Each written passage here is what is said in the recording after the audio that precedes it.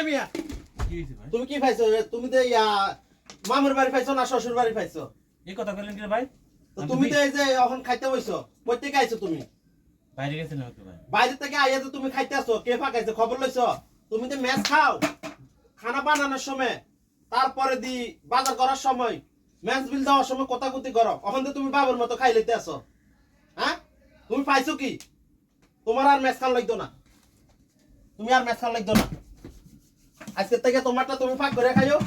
আমার ঘরে আমরা খাইয়াম আর সবাই জন রুমে আইবো তখন তোমার ম্যাচ বিল হিসাব করে তুমি খাও না থাকলে নিয়ে যাইও তোমার আর খাওয়া লাগতো না ম্যাচ যদি না খাওয়ান সমস্যা নাই এমনকার খানাটা অন্তত পাই না আর হইতো না আর হইতো না তোমার আর খাওয়ানি লাগতো না তুমি আমার ডিসাইড করো তোমার ইয়া থোক তোমারটা তুমি ফাঁক করে খাও থোক তুমি মিয়া সারাদিন বাবুর মতো ঘুরবা আটটা খানার টাইম হলে আইয়া বাবুর মতো শ্বশুর বাড়ি মনে করে খাই লেবা তোমার মতো ম্যাচ পার্টনার আমার লাগতো না